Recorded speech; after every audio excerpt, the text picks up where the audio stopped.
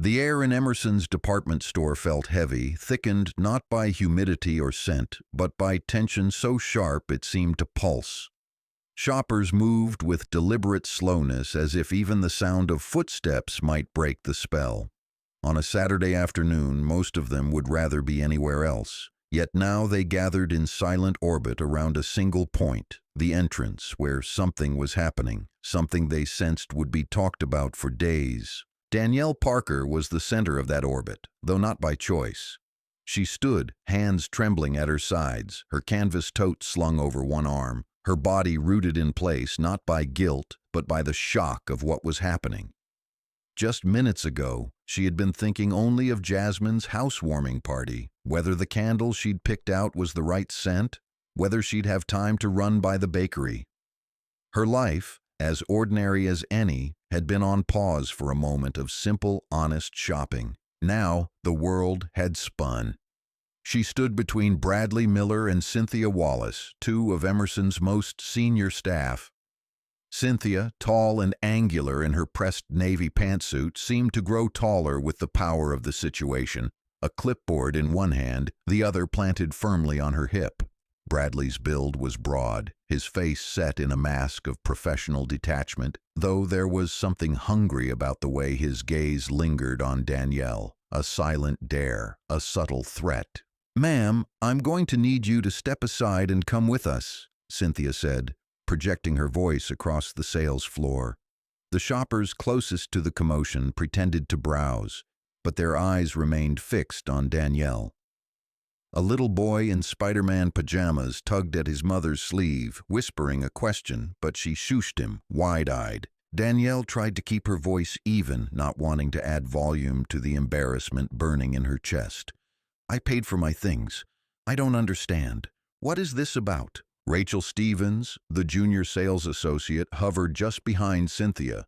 Rachel was young, her nerves visible in the twisting of her fingers and the tightness around her eyes. She looked as though she wanted to melt into the floor, but at the same time she kept glancing from Danielle to Cynthia to Bradley, as if waiting for some signal that her part in this was over. Cynthia flipped a page on her clipboard, then looked Danielle up and down as if cataloging her for a report. "A member of our staff saw you conceal merchandise in your bag. We have policies for situations like this." Danielle's jaw clenched. She forced her hands to stay open and visible, fighting the urge to cross her arms or hide them in her pockets. "That's not true. I picked up a candle and went to pay for it. My receipt is right here." She reached into her tote, drawing out the slip of paper, holding it out like proof of her existence. But Cynthia only glanced at it before gesturing to Bradley. "Store protocol is very clear. You'll need to come with us until this is sorted out. If there's been a mistake, we'll clear it up, but you're not free to leave." Danielle looked around, willing someone, anyone, to say something. For just a moment, her eyes met those of an older woman in a faded red sweater, who offered a look of sympathy before turning away. No one wanted to get involved. No one wanted to be next. Bradley's radio crackled. "Security to main entrance. Situation confirmed. PD en route," the voice said. Danielle felt her heart rate double. The words washed over her, each syllable piling onto the dread that now coated her skin. She remembered her father's warnings, her mother's lectures, her own experiences growing up in a city that could turn on you without warning. She wondered how many of the bystanders saw her as Danielle Parker, student, daughter, sister, friend, and how many saw only what the accusation told them to see. A tall white man with graying hair and expensive shoes leaned in, trying to catch Cynthia's eye. "Is everything all right?"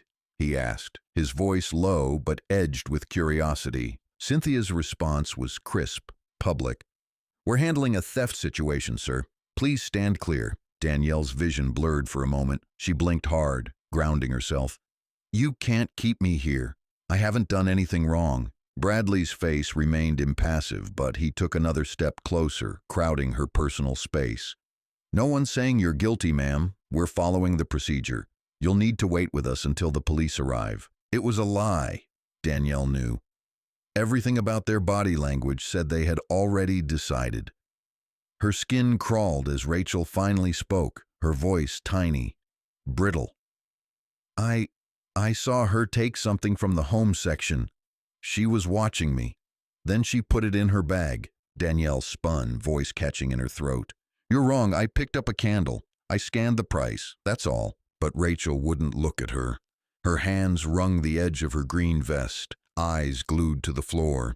It was as if her guilt had made her smaller, less substantial, easier to ignore. Danielle's mind began to race. Should she call someone? Who would she call? Her parents? Jasmine? Her brother, Sean, who was more likely to show up angry than helpful. She decided against it. Calling family would only make her seem more desperate, she told herself. But she knew in a deep, cold part of her stomach that this was not going to be sorted out by a receipt or a calm explanation. She took a deep breath, forcing her voice to stay calm. If you're so sure, then show me the camera footage. Show everyone. Prove it. Cynthia shook her head, tone sharp. That's for management and the police to review. Now please follow us to the back office. A knot of shoppers watched as Danielle was led away, the moment immortalized in several phone cameras. She caught snippets of conversation as she passed, a young man muttering, "This is what always happens," a woman whispering, "Poor thing, but maybe she did do it." Every word, every glance felt like another stone pressed onto her chest. The journey to the back office was short, but to Danielle, it felt like a slow march into exile. The door clicked shut behind her, shutting out the eyes of the world, but not their judgment. Inside, the room was barely larger than a walk-in closet. The walls were plastered with memos about shrinkage, theft prevention, and codes of conduct, their cheerful clip art at odds with the anxiety choking the air. Bradley gestured to the lone plastic chair across from the battered desk. Danielle sat stiffly, placing her tote in her lap. Cynthia and Rachel remained standing. Bradley sat, opened a thin black folder, and drew out a form. "Your name, please," he said, not glancing up. Danielle spoke, her voice still steady but now with an edge. "Danielle Parker." "Address?" She rattled it off, watching as he wrote. He was deliberate, slow, as if each detail might one day be evidence. "Do you have any previous incidents with Emerson's or any other stores in this mall?" he asked, voice neutral. Danielle shook her head, her fingers gripping the canvas of her tote so hard her knuckles ached. "Never." Cynthia started a video recording on her phone, propping it up against the pencil cup. "For our records," she explained, though Danielle heard the threat in the subtext. "Anything you say or do will be documented." Bradley finished his notes and looked up, finally meeting Danielle's gaze. "We're giving you a chance to tell us what happened before the police arrive. Did you take anything besides what you paid for?" Danielle exhaled, letting her anger fill the air.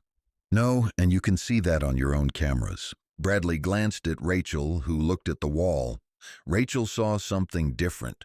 Rachel shifted. "I thought I saw her put something in her bag. Maybe I was mistaken." Cynthia's face was unmoved. "We take all claims seriously." Danielle's phone vibrated in her pocket, the screen lighting up with a call from Sean. She silenced it without looking, her focus razor sharp. Bradley turned to his monitor, clicking through the security footage.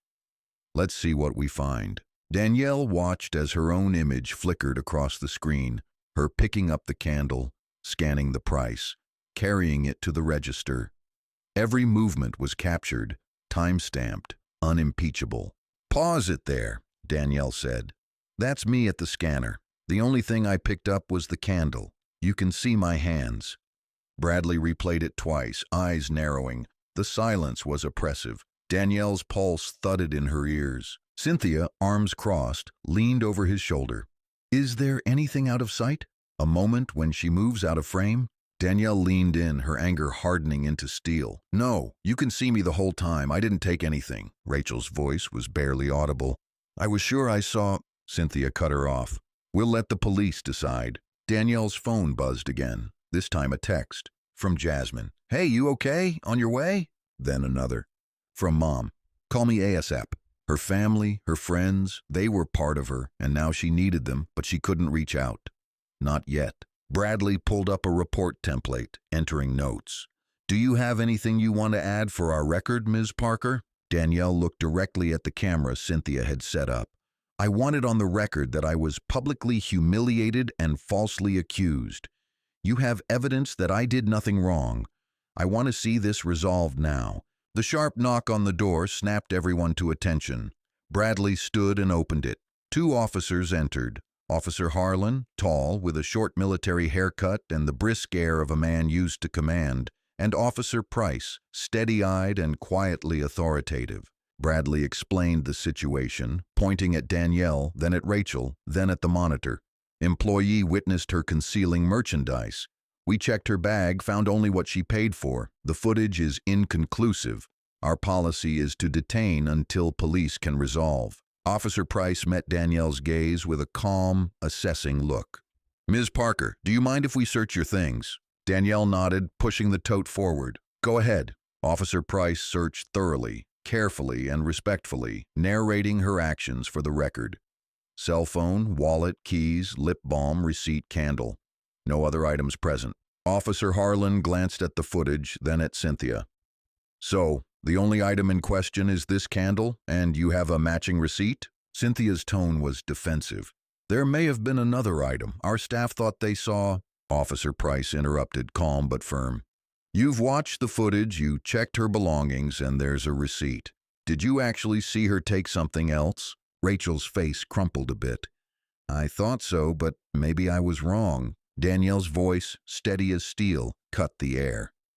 "You were wrong, and you let them drag me back here in front of everyone for nothing." The officers stepped aside to confer briefly. Danielle caught snippets. "Nothing in the footage. Employee's account doesn't match. Store wants to press. No evidence." Finally, Officer Price turned back. "Ma'am, you're free to go." Cynthia started to protest, but Officer Harlan stopped her with a gesture. "Without clear evidence, there's nothing more we can do." Danielle stood, legs shaky but steady. "I want a copy of your report. I want your names, and I want to know what you're doing to make this right." Officer Price nodded. "You'll get a case number, and if you wish to file a complaint, you can do so." Danielle walked out of the security office, passing the shoppers who had witnessed her humiliation. Some looked away, a few stared openly, and one woman mouthed a silent, "Sorry." Danielle kept her head high. Her story would not end here, in shame. As Danielle reached the parking lot, her phone was already blowing up. Jasmine was calling. "Danny, I saw something online. Someone posted a video. Are you okay? What happened?" Danielle's throat tightened. "They accused me, said I was stealing, in front of everyone." Jasmine was silent for a moment, then angry. "I'm coming over. This isn't over." By the time Danielle reached her apartment, Sean was waiting outside, pacing, his phone to his ear. He rushed over. "Are you all right? What do you need? Who do I call?" Tears threatened, but Danielle forced herself to stay calm. "Just come inside." Inside, Danielle collapsed onto the couch, recounting the entire ordeal. Sean's fists clenched. "We need to go back there, make them apologize, or sue them." Danielle shook her head. "Not yet. I need to breathe." Tyrone arrived next, followed by Tanya, their faces pale and set. "We heard from Jasmine. We're here for you, whatever you need," Tanya said, hugging Danielle tightly. The TV, muted, ran a local news crawl. Viral video shows confrontation at Emerson's department store, accusations of racial profiling. Danielle stared, numb, as her story took on a life of its own. Jasmine arrived, phone in hand. "People are sharing your video, Danny. There are comments, some ugly, some supportive. It's getting big." Danielle felt exposed, every nerve raw. "I didn't want any of this." Tyrone's voice was gentle but firm. "You did nothing wrong. You don't have to hide." Jasmine nodded, fierce. "We can fight this. Get the community involved. Andre Lewis already posted about it." Danielle sat at the kitchen table, candle burning. Her world was smaller now, but somehow brighter with the people who filled it. She took her notebook and began to write, chronicling everything. This was the only control she had left. By morning, the story had grown. Andre Lewis, a respected voice in the neighborhood, posted on social media, "Danielle Parker, a hard-working young woman, was humiliated by Emerson's on nothing but a false accusation and a lie. How many more?" Support poured in, messages from old teachers, neighbors, and former co-workers, offers from local lawyers including Malik Evans. If you want to sue, I'll take your case, no charge. But not all the responses were supportive. An anonymous comment, probably stole before and got caught this time. Another, play stupid games, win stupid prizes. Danielle closed her laptop, sickened. She sat on the porch with her mother, drinking sweet tea, eyes stinging with exhaustion. Tanya spoke softly. People will say what they want. Only you know your truth. Danielle shook her head. I'm tired of having to prove it. Tyrone joined them. You have every right to be angry, but don't let them decide who you are. That's your power. Danielle nodded, a slow burn of resolve building in her chest. She remembered the looks, the whispers, the shame, but also the strength in her own voice, the support of her family, and the clarity of the camera footage. She made her decision. I want an apology, not just for me, for everyone who's been through this. Sean grinned, proud. That's the Danny I know. As the story continued to spread, Emerson issued a statement. We take all customer concerns seriously. We are investigating the incident and will take appropriate action based on our findings. It wasn't enough. The local paper ran a headline, Store's accusation, customers' shame. Was it racial profiling? Danielle's photo, mid-argument, was front and center. That night, Cynthia called Danielle directly, her voice forced and brittle. Ms. Parker, I'm calling to let you know we are conducting an internal review. We would appreciate if you did not speak to the media until the investigation is complete. Danielle's response was cool. I'll speak my truth whenever I want. You owe me more than a review. You owe me my dignity back. She hung up, hands shaking, but for the first time since it began, she felt control returning. That weekend, Danielle stood in front of a packed church hall. Andre Lewis had organized a town meeting, and the pews were full of people, young and old, black and white, all hungry for justice. Danielle took the microphone, her hands steady, her voice clear. This isn't just about me. It's about every person who's been accused because of how they look. Every person who's been watched, doubted, or shamed.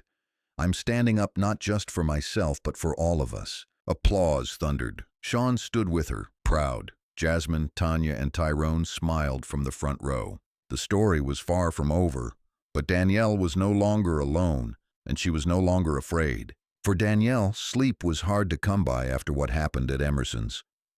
The images played on a loop whenever she shut her eyes. Cynthia's cold glare, Bradley's looming presence, the blank faces of strangers, all etched in her memory. Her phone was a battleground, texts and calls from friends and family, missed numbers she didn't recognize, social media notifications piling up as the video of her humiliation spread far beyond her neighborhood. The morning after the church meeting, the messages poured in even faster. Some offered prayers and encouragement, some demanded action. Others, ugly and anonymous, insisted she must have done something. Danielle felt exposed, stripped of privacy.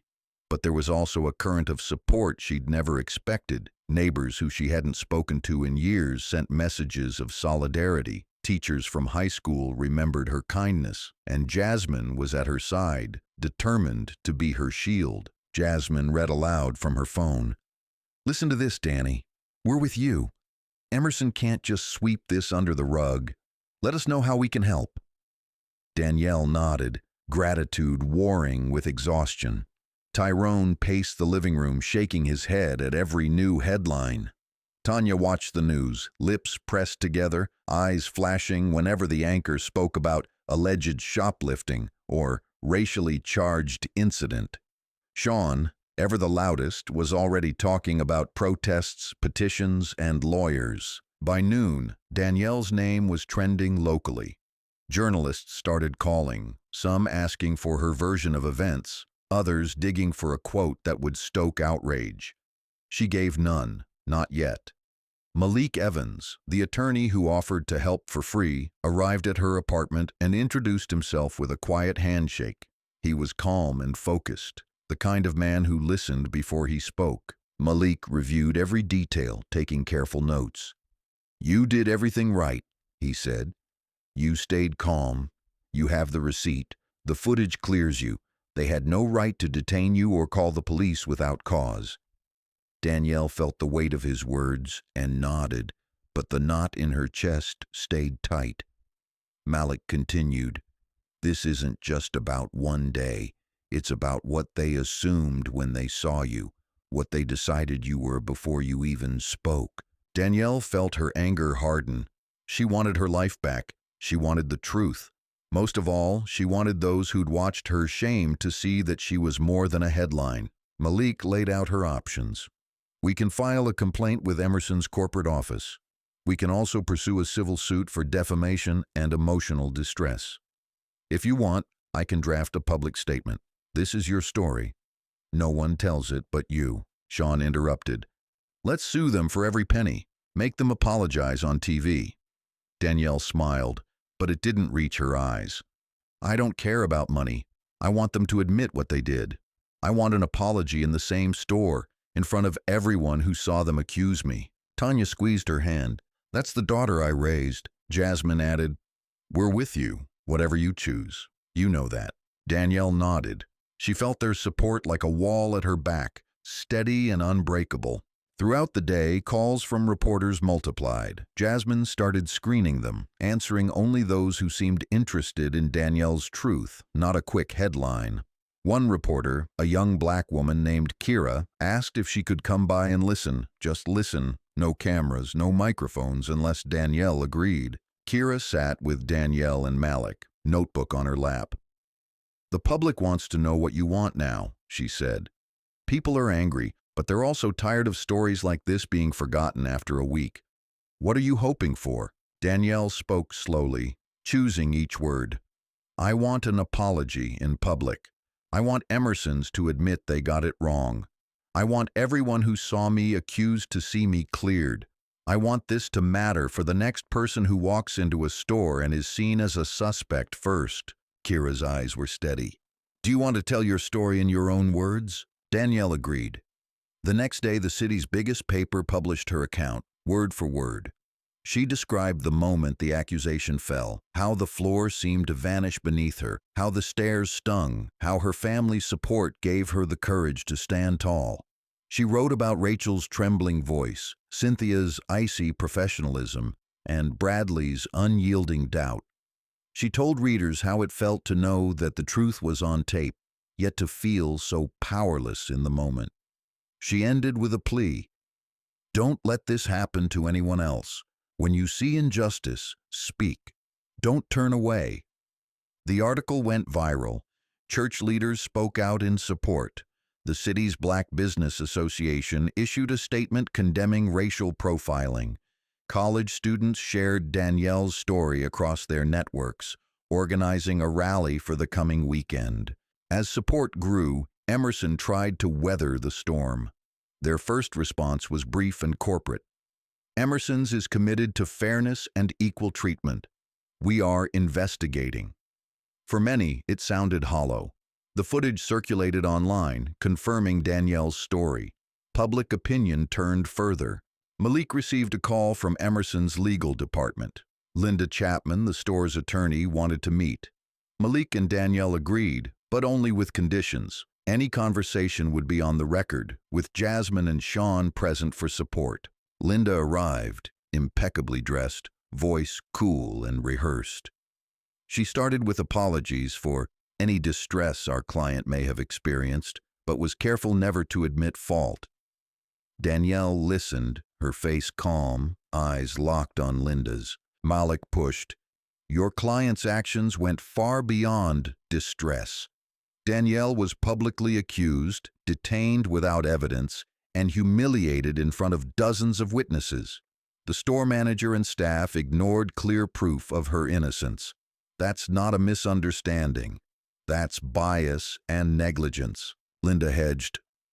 "Emerson's is prepared to offer compensation and would be willing to issue a statement regretting the incident. However, we are not prepared to admit wrongdoing without a full internal investigation." Danielle spoke for herself, her voice even. "What I want is simple. I want the store to clear my name. publicly, and to take real steps to make sure this never happens again. Linda's eyes narrowed. Would you be willing to meet with our management team, possibly with media present, to discuss your concerns? Danielle nodded.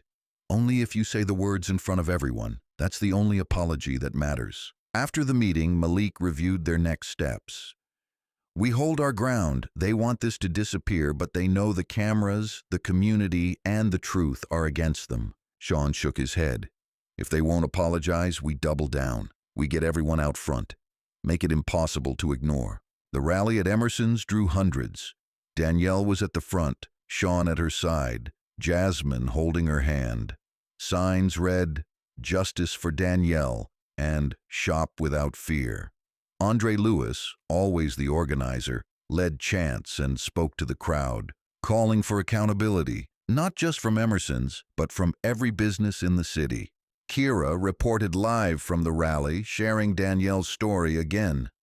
Passers-by stopped, listened, joined the chants. Some store employees peered out from behind glass doors, uncertain. A few shoppers crossed the line, holding up receipts, vowing never to return until the store made things right. Danielle felt the anger of the crowd, but also their hope. It was no longer just her fight. When she spoke, her voice carried farther than she'd ever imagined. I want every black woman, every black man, every person who's ever been looked at sideways in a store to know that you deserve dignity. You deserve the benefit of the doubt. And if they try to take that from you, you stand up, you speak, you fight, because they don't get to decide who you are. The rally made the evening news. Emerson's released a new statement. We regret the incident involving Ms. Parker. We have suspended the employees involved and we are reviewing our procedures.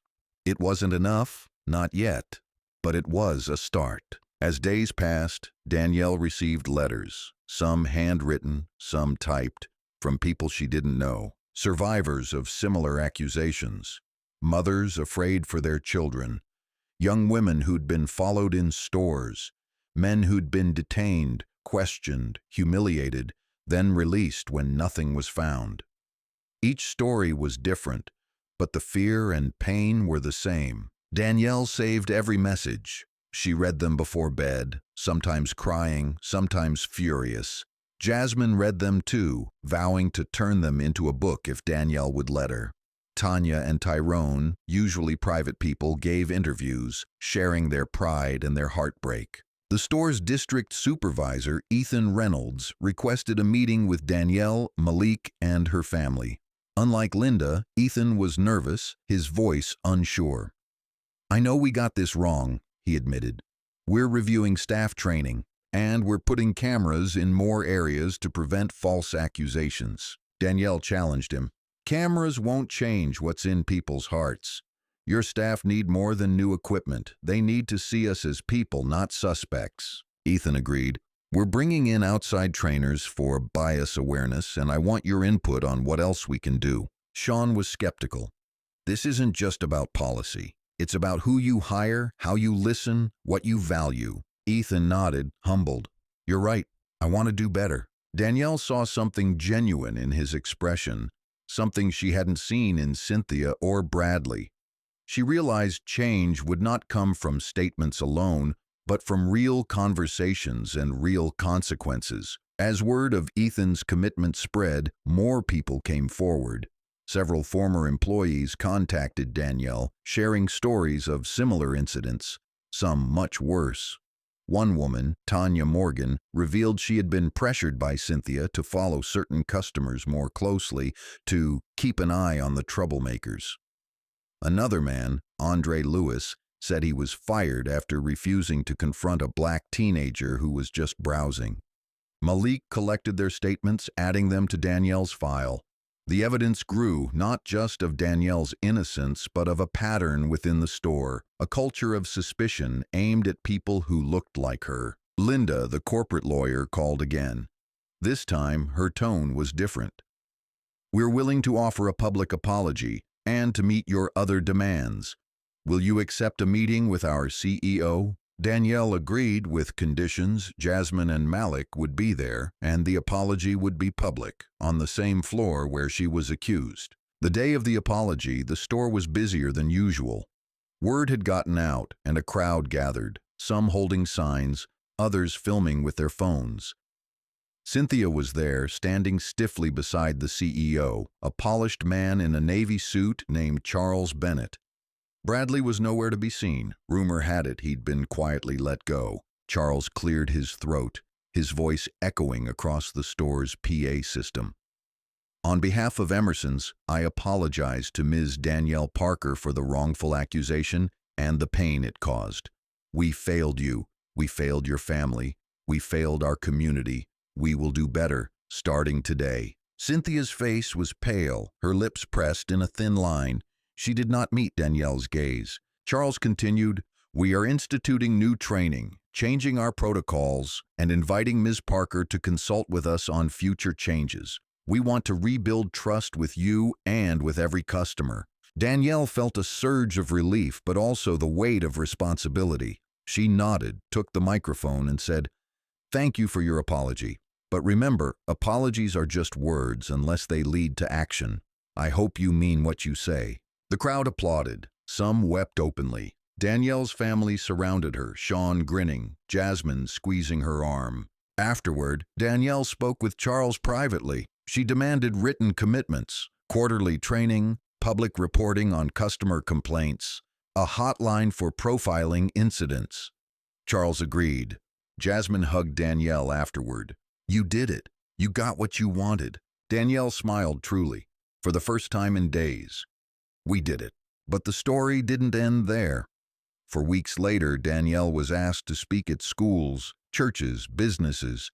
She told her story with honesty, how she was made to feel small, how she fought back, how her community carried her. She encouraged others to speak, to fight, to demand more. The city council invited Danielle and Malik to present proposals for broader anti-bias initiatives. The mayor asked her to join a committee on racial equity. Danielle accepted, determined that her experience would change to more than just one store. Not everyone was supportive. Hate mail trickled in. Some accused her of playing the race card, others of trying to ruin a good business. Danielle learned to tune them out, focusing on those who needed her voice. Jasmine's book idea took off, and with Danielle's blessing, she collected stories from across the city, tales of dignity stolen and reclaimed, of voices raised and heard. The book became a local bestseller, its pages filled with testimony and hope. As Danielle's story became part of the city's fabric, she felt something settle inside her, not just relief, but pride. She had faced the worst and had not broken. She had made them see her. She had forced them to listen. Every time she lit a lavender candle in her living room, she remembered what it felt like to be seen as a suspect, then to stand tall, surrounded by love and truth. She remembered the crowd's cheers, the CEO's apology, the silent nods from strangers who now saw her as more than a headline. Sean often joked, "You're famous now, Danny. Don't forget us little people." Jasmine teased, "You'll be mayor before we know it." Tyrone and Tanya, though proud, reminded her to take care of herself, to rest, to heal. Danielle knew the road ahead would not always be easy. There would be more battles, more ignorance, more fear, but she was ready. She had learned that sometimes all it took was one voice, steady and clear, to start the avalanche that brings the mountain down. And every time a new story broke, every time another person was profiled or accused, Danielle made sure to reach out to let them know, "You're not alone. We're stronger than they think." The lesson she realized was not just about justice, but about dignity, about refusing to be erased, about lighting your own candle when the world tries to leave you in the dark. That was how Danielle Parker chose to live, every day, undaunted, unafraid, and unapologetically seen. In the days after the public apology, Danielle found herself living in a world transformed by the story that had started in a department store aisle. The apology made headlines across the state. Local news ran follow-up interviews, showing the now iconic image of Danielle standing tall, lavender candle in hand, as the CEO of Emerson's admitted fault. She was praised as a symbol of dignity, courage, and community strength, but the public eye was relentless. Reporters wanted updates, activists wanted her at their events, and former victims of discrimination reached out with stories that mirrored her own. Danielle's phone became a lifeline, buzzing from dawn to dusk. Sometimes it was a mother who cried as she recounted her child's humiliation. Sometimes it was a city council member urging Danielle to use her voice for policy change. Sometimes it was anger or fear disguised as advice, warning her to stay quiet, warning her not to make herself a target. She learned to answer only when she felt strong, and to let the messages pile up when she needed rest. Jasmine remained a constant presence, handling calls when Danielle was overwhelmed and helping to screen out the worst of the trolls. Sean, restless as ever, threw himself into organizing, spending his evenings drafting petitions and pushing for new city ordinances against racial profiling.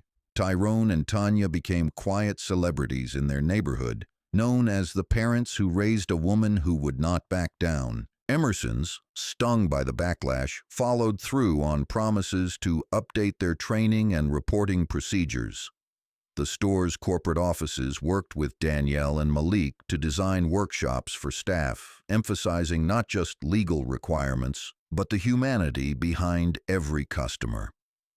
Danielle insisted that staff from every background be part of the process, not just managers, and that community members help teach sessions.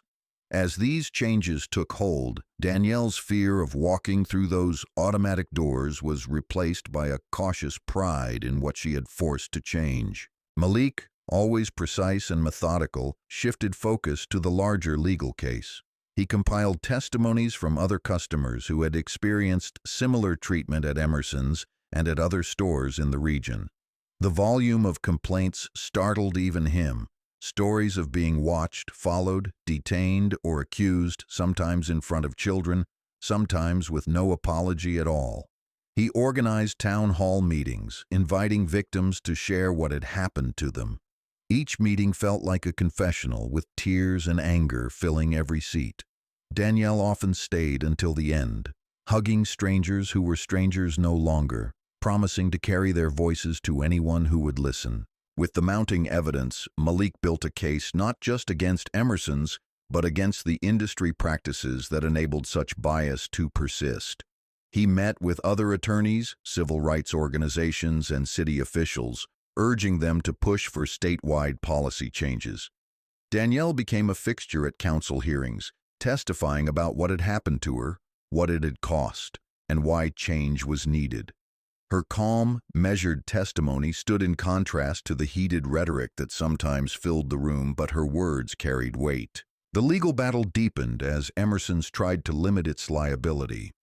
Linda Chapman argued that the incident was an aberration, a mistake, not a reflection of company values. Malik countered with data, showing patterns that could not be dismissed as coincidence. When the city's attorney general opened an inquiry into discriminatory practices at major retailers, Danielle's name was in every press release. Yet the spotlight was not always kind. Hate mail became more frequent, emails accusing Danielle of ruining lives, of being an opportunist, of playing the victim for money. She received messages telling her to go back where she came from, to stop stirring up trouble, to remember her place. Danielle deleted these without reading most of them, but the cumulative weight was undeniable. Some nights Tanya would sit beside her on the couch, silently holding her hand until the tension faded. Support, too, was louder than ever. Local churches organized vigils and prayer circles for victims of injustice. Students painted murals celebrating Danielle's courage. Businesses donated to advocacy groups in her name. A teacher from her elementary school wrote a letter saying she kept Danielle's story on her bulletin board as proof that one voice could change the world. Sean's organizing caught fire online. The hashtag #TachonShopWithDignity spread across social platforms. Danielle watched as stories poured in from around the country, each one tagged, each one a testament to how widespread the problem was. She tried to read as many as she could, but eventually Jasmine stepped in, compiling the most urgent ones, replying to people who needed to know they weren't alone. Andre Lewis, the community leader, arranged for Danielle to speak at a regional conference on civil rights. She was nervous. Public speaking had never been her strength, but she stood before hundreds of strangers and spoke her truth. She talked about the day her world changed, about the humiliation, the fear, and the shame, but also about the community that refused to let her fall. She ended with a promise to use her platform for good, not revenge, but real, lasting reform. At home, life was forever changed. Danielle could no longer walk into a grocery store or ride the bus without being recognized. Sometimes people approached her quietly, shaking her hand, thanking her. Sometimes people glared, muttering about attention seekers and troublemakers. Danielle learned to keep her head high, to smile when she felt safe, to move quickly when she didn't. Malik pressed forward with the civil suit, now joined by a dozen other plaintiffs. Depositions began with current and former Emerson's employees testifying about unspoken policies, quiet pressure, lists of suspicious customers. Rachel Stevens, the associate who had first accused Danielle, agreed to testify, admitting that she had felt pressure to monitor certain shoppers more closely. She apologized quietly to Danielle before the deposition began. Danielle, gracious but firm, accepted, but asked Rachel to use her experience to help prevent this from happening again. The court case attracted even more attention. News vans parked outside the courthouse. The line for seats inside stretched around the block. Reporters tweeted live updates from inside, and community members rallied on the steps, holding signs with Danielle's name and the names of other victims. Linda Chapman fought fiercely for Emerson's, denying any systemic problem, painting Danielle and the other plaintiffs as isolated cases. Malik countered with evidence, expert testimony, and statistics that made it impossible to ignore the pattern. Danielle took the stand, her testimony clear and powerful, her resolve unshaken by cross-examination. She spoke not only for herself but for everyone whose story had gone unheard. As the case dragged on, Danielle's health wavered. The stress was relentless, her sleep haunted by anxious dreams. Tanya kept close watch, making sure Danielle ate, rested, and took breaks from the storm outside. Jasmine forced her to watch movies, play cards, and laugh, even if just for a little while.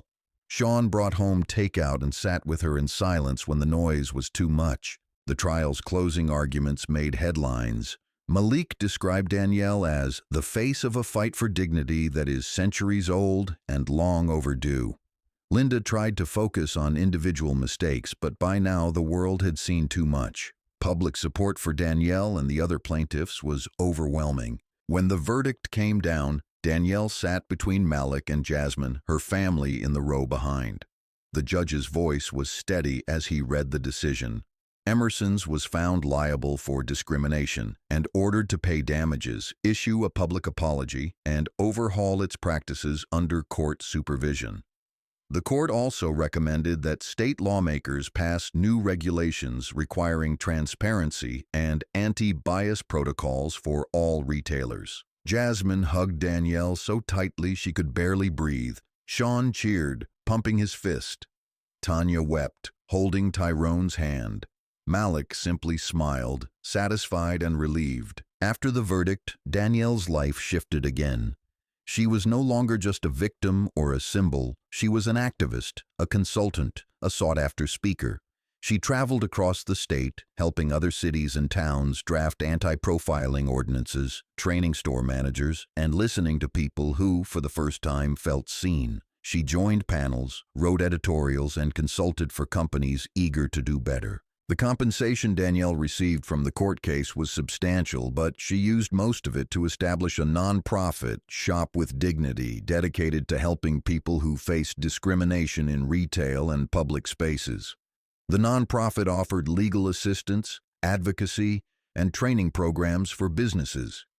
Danielle hired staff, many of whom had been profiled themselves, and watched as the organization grew from a small office in her neighborhood to a statewide network. Shop with Dignity became a force in the community. Victims called for advice and support.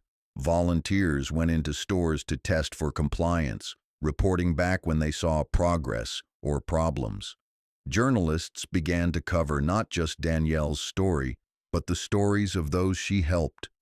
The work was demanding, sometimes heartbreaking, but Danielle found purpose in it. Malik continued as legal counsel, guiding the organization through the complexities of advocacy. Jasmine ran communications, working to keep the message positive and solution-focused. Sean joined the board, coordinating outreach and organizing new campaigns. Tyrone and Tanya, always the quiet pillars, helped behind the scenes, bringing in support from churches, schools, and neighborhood groups. As the months passed, Danielle's work drew the attention of state lawmakers. She was invited to testify before the legislature, helping to shape new laws designed to prevent retail discrimination. The bills passed with bipartisan support, a rare moment of unity inspired by her story. Not all reactions were positive. Some business owners resented the new regulations, grumbling about paperwork and oversight. A few tried to fight back, filing complaints and calling the changes unfair. Danielle faced criticism in the press and on social media, but by now she had learned to weather the storms. Andre Lewis, ever the mentor, reminded her, "Change is never easy, and it's never perfect, but every step you take makes the next one possible." Danielle traveled to national conferences, sharing her expertise with advocates from around the country. She met leaders who had been fighting for justice for decades and young activists inspired by her courage. She forged partnerships with civil rights groups, mental health advocates, and even corporate executives who wanted to make real change. One day she received an invitation to meet with a group of major retail CEOs in New York. The boardroom was filled with powerful people, most of them unfamiliar with what it meant to be profiled, to be afraid while shopping, to be seen as less than human. Danielle spoke calmly, clearly, telling them that dignity was not just a right, but good business. The conversation was tense at first, but gradually, as Danielle described the pain and the progress, some of the executives began to listen. They asked questions, some defensive, some genuine. She explained the importance of transparency, of listening to feedback, of valuing every customer as a person, not a statistic. By the end of the meeting, several executives committed to funding anti-bias training and adopting best practices nationwide. Danielle left New York tired but hopeful, knowing the fight was far from over, but that progress was possible. Back at home, Shop with Dignity continued to grow. Danielle's story was featured in national magazines, on television, in documentaries. She received awards, but always deflected credit to her family, her team, her community. She remained grounded in the city where it all began, never forgetting the moment her world changed at Emerson's. She often walked by the store, now under new management, its windows decorated with signs welcoming everyone. Some days, she went in to buy a candle, always choosing lavender. The staff knew her by name and treated her with respect, not out of fear, but out of a recognition earned by her courage and her relentless hope. Danielle's life was busy, exhausting, sometimes overwhelming. But every time she helped someone find justice, every time she spoke and saw understanding in a stranger's eyes, she remembered why she fought.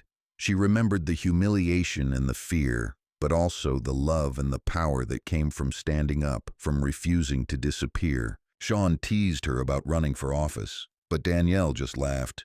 "I've got enough work for 10 lifetimes right here." At night, when the world was quiet, Danielle sometimes lit a lavender candle, closed her eyes, and let herself rest.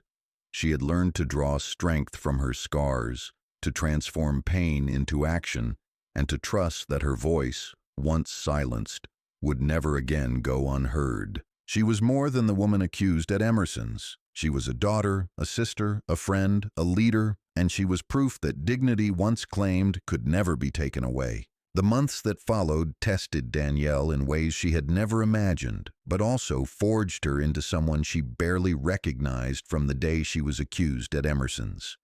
The world didn't slow down for her fight. If anything, it moved faster. Meetings, interviews, public speaking, and late-night strategy sessions with Malik and the Shop with Dignity team filled her calendar. Every day brought a new email, a new plea for help, a new story of a life upended by suspicion and bias in the simplest places, grocery aisles, department stores, even waiting in line for coffee. Jasmine often joked that Danielle's phone was just an extension of her hand now, always buzzing with requests or encouragement. It became routine to pause a family meal so Danielle could take a call from a journalist in Chicago, a lawmaker in Atlanta, or a mother in a small town who wanted to know how to help her daughter navigate the same humiliating terrain. Tyrone made it a point to sit across from Danielle during these calls, offering silent support, his presence a reminder of the roots that held her steady. One night, Danielle stayed up reading letters sent to Shop with Dignity's office. She read about a grandfather in Texas who'd been escorted out of a store for looking out of place.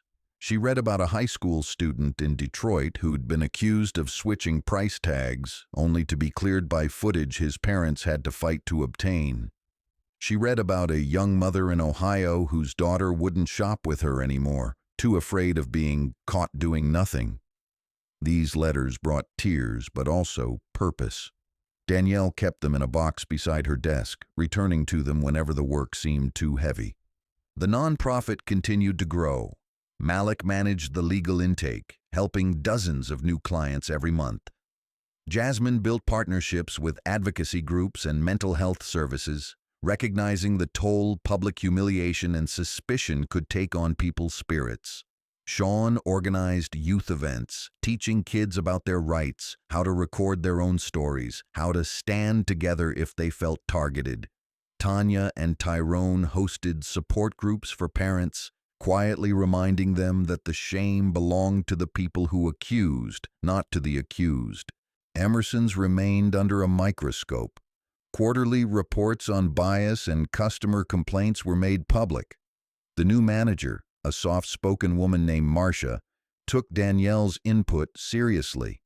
Marcia invited Danielle and Malik to sit in on staff training, asked tough questions, and even implemented a mentorship program for young workers, encouraging empathy and understanding. The city, too, was changing. Several major retailers joined the movement, seeking Danielle's guidance to build better policies. Neighborhood groups started their own watch programs, not to spy on shoppers, but to ensure that stores remained welcoming, that every customer was treated with respect. These programs created safe spaces where people could share experiences, celebrate progress, and hold businesses accountable. Danielle watched with quiet pride as others took up the work, turning a single injustice into a catalyst for broader reform. Not all was progress and praise. There were protests outside stores that refused to change, ugly words thrown online, even threats sent to Shop with Dignity's office. Danielle received messages warning her to back off, calling her efforts bad for business. One afternoon, someone keyed her car, scratching an expletive across the driver's door. She called Sean, who arrived minutes later, furious but also careful to document everything. Malik urged Danielle to take the threats seriously, but she refused to let fear control her. Jasmine and Sean stepped up security, installing cameras and making sure Danielle was never alone at public events. The work was demanding, and the cost sometimes showed in Danielle's face, shadows under her eyes, moments when her laughter sounded tired, when her voice dropped to a whisper during late-night planning calls. Tanya kept her daughter fed and rested, sending her home with casseroles and notes reminding her to breathe. Tyrone would sometimes drag Danielle to a quiet park, making her put away her phone and just walk under the open sky. Danielle learned to listen, to lean on her family, to accept help when it was offered. Danielle's story continued to attract national attention. She was interviewed on podcasts and news shows, asked to write op-eds about her experience. Once, a producer from a major network offered to turn her journey into a feature film. Danielle declined, choosing instead to focus on real change, stories and statistics, policy and people, not a dramatized version of her pain. One particularly memorable invitation came from a prestigious university. They asked Danielle to give a commencement address. The request stunned her. She spent weeks drafting her speech, unsure how to balance honesty with hope. On the day of the ceremony, she spoke to a sea of faces, graduates from every background, their families, their teachers. Danielle told them her story, but more than that, she told them what she had learned. When you see someone being treated as less, when you hear a lie told in public, when you feel the urge to look away, don't. Dignity belongs to everyone, and so does the responsibility to defend it. Stand up, even when your voice shakes. The world will be better for it. The graduates gave her a standing ovation. Afterward, several students thanked her for saying what so many felt but rarely heard from a commencement stage. Danielle left the university with renewed conviction. She knew she would never stop fighting for those who needed a voice. Back home, Danielle's life became a pattern of movement and stillness. Days spent fighting for change, evenings with family and friends, and moments of solitary reflection where she allowed herself to feel everything she had fought to keep private. She remembered the first time she walked into Emerson's after the settlement, her heart pounding, every sense on high alert. The staff recognized her, greeted her with respect. Marcia offered a sincere smile.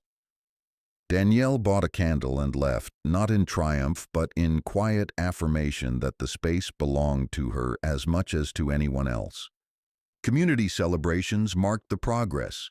Churches held services to honor Danielle's work. Children wrote essays about dignity and fairness. Local artists painted murals of hope, often featuring Danielle's silhouette with a candle, a symbol that became shorthand for the fight against public shame. Through it all, Danielle remained grounded. She made time for Jasmine, Sean, and their growing circle of friends. Jasmine started dating a fellow organizer. Sean enrolled in night school, inspired by the work he'd seen Danielle and Malik accomplish. The family grew closer, sharing dinners where laughter and stories outnumbered the worries. Danielle was not immune to setbacks. Occasionally, she was reminded that not everyone wanted change. At a town hall meeting in a nearby city, a business owner stood and insisted that shoplifting was just part of urban life, that he couldn't afford to take chances. Danielle listened, then explained what real loss meant: the loss of trust, the loss of community, the loss of dignity. The room was quiet as she finished, a few heads nodding, a few eyes narrowed. Change was slow, but it was happening. Shop with Dignity expanded into new cities. Danielle recruited local advocates, training them to handle cases, lead workshops, and connect with policymakers. Malik managed the growing team of lawyers, mentoring young attorneys passionate about justice. Jasmine's communications team crafted campaigns that went viral, raising awareness and funds to support new initiatives. Legislative progress was not far behind. Inspired by Danielle's advocacy, several states introduced bills requiring stores to collect and publish data on profiling complaints. These bills mandated regular staff training and provided avenues for customers to file grievances without fear of retaliation.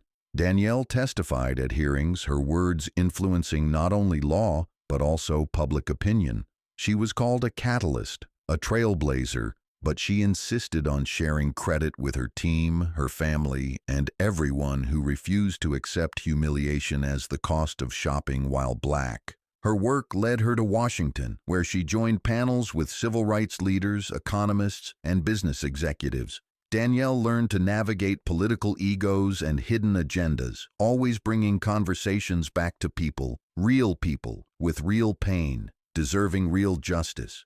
The most powerful moment came when Danielle stood in a packed congressional hearing room, telling lawmakers that her dream was simple: a world where her future children could walk into any store and be treated like everyone else. The room was silent as she finished, and for a moment Danielle allowed herself to hope that real change was within reach. Her days were long, her responsibilities vast, but at night, when she returned home, she still lit a candle, still called Jasmine for updates, still checked in on Sean's studies. Tanya and Tyrone, ever present, watched their daughter grow into her strength. Danielle's home became a sanctuary, filled with laughter, food, and stories, a place where victory was measured in the healing of wounds and the sharing of hope. One evening, Danielle hosted a dinner for her closest supporters. As the meal wound down, Andre Lewis raised a glass, toasting Danielle as a friend, a leader, and a symbol of what was possible when a community refused to be silent.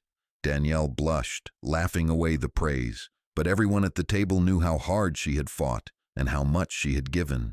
Later that night, as she washed dishes with Jasmine, Danielle confessed, "Sometimes I still see myself in that store, surrounded by strangers, my life up for debate. But now, I see everyone who stood behind me, who held me up. That's what I hold on to." Jasmine nodded. "You didn't just change their minds, Danny. You changed the world." As the evening faded, Danielle realized she was no longer defined by what had been taken from her, but by what she had built from that pain. She was stronger, wiser, and surrounded by people who believed that justice was not just a dream, but a promise to keep. The fight continued. There were always new challenges, new stories to honor, new wrongs to right. But Danielle Parker faced each one with a steady heart, a clear voice, and the unshakable belief that dignity was not a gift, but a right, and she would never let anyone forget it. Years after the day her dignity was challenged in front of the world, Danielle Parker had grown into a role she never could have imagined when she first walked into Emerson's, simply looking for a candle and a little kindness. Her life had become a living lesson in the power of one voice refusing to be silenced, and in the power of community to turn a moment of pain into a movement that crossed state lines and generations. Every morning, Danielle woke early, well before the city's rush began. In those quiet hours, she would sip tea at her kitchen table, sometimes with Tyrone or Tanya joining her in gentle silence. She had learned to treasure these moments, a buffer between the storms of advocacy, the grind of work, and the swirl of public expectations. Danielle's home, once a modest apartment, was now a small but welcoming house, full of sunlight, books, laughter, and a steady stream of visitors who had become family through the fire of shared struggle. The office of Shop with Dignity was always buzzing with activity. From the outside, it looked like any other community nonprofit. A reception desk covered in flyers, bulletin boards lined with campaign posters, and shelves filled with resource guides. But inside, the sense of mission was palpable.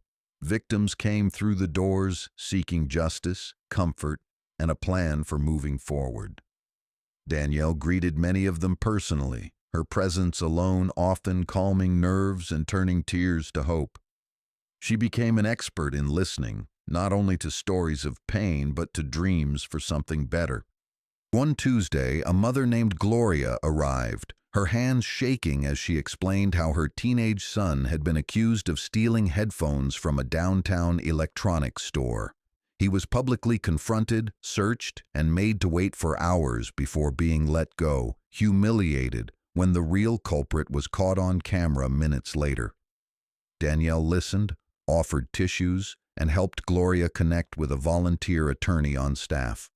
Later, Danielle called her at home just to check in, reminding her that she was not alone, that her son was not defined by that day. Moments like these repeated in infinite variations, each new face reminding Danielle why the fight could never be allowed to end with her own victory. Malik, now the organization's legal director, ran trainings for a new generation of lawyers, many of whom cited Danielle's case as their inspiration for pursuing justice. Jasmine, whose sharp instincts and bright energy never dimmed, led media and outreach, helping communities across the country start their own local branches of Shop with Dignity. Sean, now a seasoned activist in his own right, traveled frequently, meeting with youth groups and teaching practical skills: how to film an encounter with store security, how to advocate for yourself without escalating conflict, how to recover emotionally after public shaming. He started an annual youth summit, bringing together teens and young adults to share strategies, build solidarity, and brainstorm the next steps in the fight for dignity. Danielle often attended, sometimes just to listen, always to remind the youngest advocates that they were seen, valued, and never alone. The nonprofit's annual conferences became major events, drawing hundreds from all over the nation: survivors, supporters, lawyers, social workers, store managers, politicians, and students. At these gatherings, Danielle told her story but also listened as others shared their own. Stories of heartbreak, resilience, small victories, and unexpected moments of grace. People laughed, cried, exchanged numbers, and left with renewed resolve to carry the fight home. On the national stage, Danielle's influence grew steadily. Legislators invited her to speak about best practices for bias prevention. She worked with state attorneys general to design reporting systems and public complaint dashboards. She became a consultant to major retail brands, not as a figurehead but as a force, insisting that real change would require transparency, accountability, and a willingness to acknowledge harm. Sometimes she faced resistance, even sabotage, but she met every obstacle with the same quiet strength that had first carried her through public accusation and humiliation. Over the years, Danielle faced her share of threats and setbacks. There were campaigns to discredit her, attempts to paint her as a troublemaker, even a well-funded smear attempt tying her to radical groups. Danielle addressed every attack with grace and patience, refusing to be baited or distracted. Instead, she doubled down on the work, focusing on expanding services, supporting more people, and letting results speak for themselves. Those who knew her best understood that her heart was never in it for personal gain. When journalists tried to make her the sole hero, Danielle deflected credit to the team, to Malik's legal genius, to Jasmine's tireless organizing, to the quiet strength of her parents, to the courage of those who came forward with their own stories. Tanya and Tyrone, though often staying out of the spotlight, became role models in their own right. They led workshops for parents, teaching others how to support children through trauma and public scrutiny. They mentored new staff at Shop with Dignity, showing that family support could be as vital as legal or financial help. The Parker home became a sanctuary, the kitchen table a safe place for strategizing, crying, and celebrating victories big and small. Danielle was sometimes overwhelmed by the responsibility. There were days when the calls and emails were too many, when the grief and anger of others threatened to drown out her own hope. In those moments, she reached for the letters kept in a wooden box on her shelf, thank you notes from strangers, drawings from children, and testimonials from people who said, "Because of you, I kept going." Jasmine, ever attuned to Danielle's moods, would appear with a favorite dessert or a new book, coaxing Danielle into rest, reminding her that even heroes need time to heal. As Shop with Dignity's work spread, ripple effects became more visible. National retailers adopted transparent reporting for profiling complaints and published annual reports tracking progress. Some hired third-party reviewers to audit their practices, while others started advisory councils that included former victims of discrimination. Danielle was invited to sit on several such councils, always insisting on seats for the community voices too often left out of the conversation. Several landmark legal cases resulted from Shop with Dignity's work, cases that not only won damages for victims but set precedents used by advocates around the country. Danielle and Malik co-authored a legal toolkit, making it easier for people everywhere to assert their rights. State and federal lawmakers cited their work as a model for anti-bias legislation, with some policies named in Danielle's honor. Through it all, Danielle never lost touch with the people at the heart of her cause. She met regularly with volunteers, sharing stories and laughter over simple meals. She mentored young leaders, encouraging them to claim their own power, to stand tall in rooms where their presence was doubted.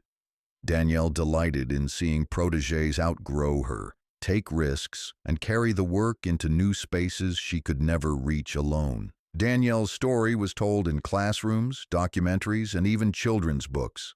The candle, once a symbol of accusation, became a symbol of resilience. People who felt invisible, who had been told their stories didn't matter, began to speak, to demand better, to shape policy in their own towns. One day, Danielle was invited back to Emerson's by Marcia, the new manager.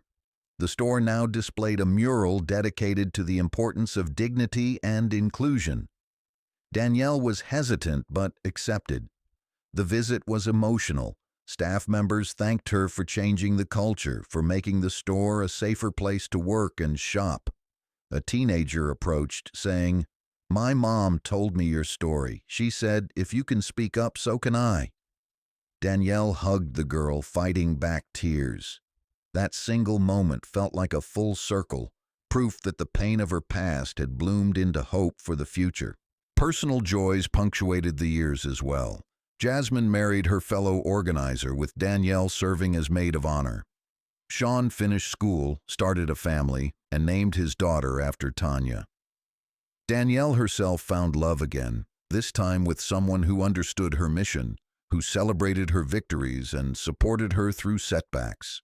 They shared quiet evenings and busy weekends, blending families and building a life filled with hope, laughter, and the wisdom of hard-won peace. Danielle's parents, now retired, traveled more, but were always there for milestones, birthdays, book launches, new offices, new legal victories.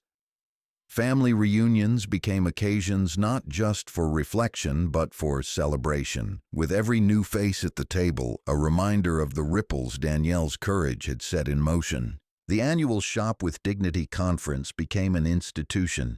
Each year, Danielle stood before a growing crowd, humbled and energized by the progress made, the work still ahead, and the army of voices now speaking in harmony. She made it a tradition to invite a first-time speaker to share their story, insisting that the power to inspire belonged to everyone, not just those whose names were known. At one particularly moving conference, a woman named Clarissa spoke about a wrongful arrest that cost her a job and nearly her home. She described the shame and isolation, the nights spent wondering if she'd ever feel normal again. Then she looked at Danielle and said, "I found my courage because I saw you refuse to disappear." The crowd wept with her, applauding not just Clarissa's resilience but the community's power to heal. Danielle became a mentor to dozens of young activists, helping them launch new initiatives, write grants, and build coalitions across divides. She advised mayors and business leaders, sometimes challenging their assumptions, sometimes guiding them through the pain of reckoning with harm done. She was always patient but never silent in the face of injustice. Not every battle was won. Setbacks still came, new cases of profiling, resistance from corporations, policy rollbacks when political winds shifted. Danielle reminded her team and supporters that progress was rarely a straight line. She quoted her father, who often said, "The world changes one heart at a time. We're here to light the next candle, not to count the shadows." Over the years, Danielle's name became synonymous with justice and hope. Awards followed, local, state, even national. She accepted them not for ego, but as proof that the world was ready to hear voices that had once been silenced. She made sure to thank the community, her family, and those whose stories had never made headlines but had paved the way for change. As Danielle entered her 40s, she began to look for ways to ensure the movement would outlive her leadership. She established scholarships for young advocates, funded internships for aspiring lawyers of color, and created a leadership council to carry Shop with Dignity into the future. She took comfort in knowing that the fight would not end with her.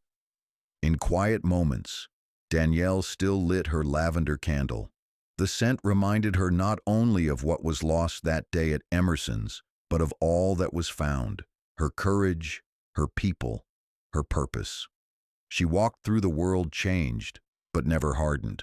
She was proof that even the deepest wounds could heal, that dignity, once stolen, could be reclaimed and shared. Each year on the anniversary of her ordeal, the Parker family and the Shop with Dignity team gather for a private meal, sharing memories, victories, setbacks, and dreams for the future.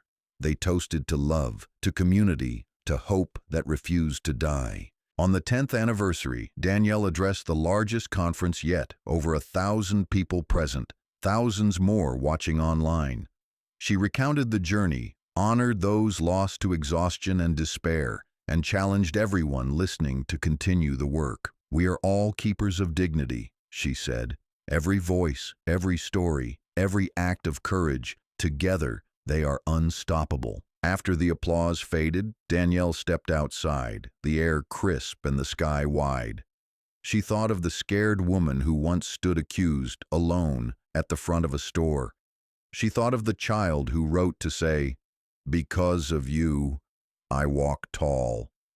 She thought of the years spent building something from pain, turning wounds into bridges and shame into strength. She felt pride, not for herself alone, but for everyone who had walked the hard road with her. The world was still imperfect, still full of fights to win, but it was better, kinder, more just, and far less lonely than it had been before. And so, as Danielle walked home that night, she carried the light of 1,000 candles with her, a legacy not just of survival, but of love, and the enduring belief that no one, anywhere, should ever be invisible again.